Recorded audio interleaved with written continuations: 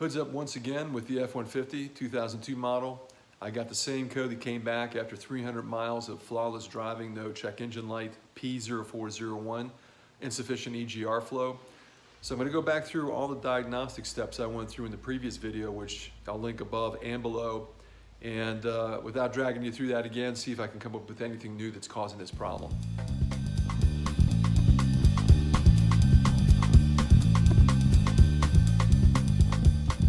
I pulled the throttle body cover off, and the first thing I wanted to do was a really strong visual inspection. I did that last time, but given I'm having a reoccurrence of this and I did such a thorough evaluation of the EGR circuit, I wanted to just make sure everything was in tip-top shape. Started down here where the EGR tube hits the manifold, looked at the differential pressure tubes, came all the way up to the EGR, and then look what I find. Can you see the crack? There's a crack in that 90 going into the EGR, which means that the EGR was getting limited to no activation by the EGR solenoid. So that's my problem. I had a vacuum issue there.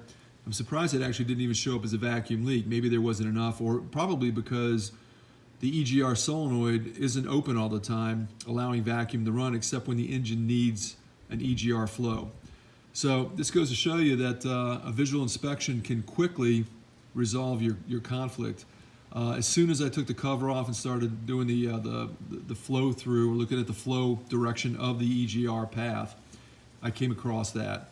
So next time you have an issue like this, make sure that all your connectors are good, make sure that your vacuum lines are good. In this case, it's an easy fix for me, and I don't have to take anything else apart. Thanks for watching.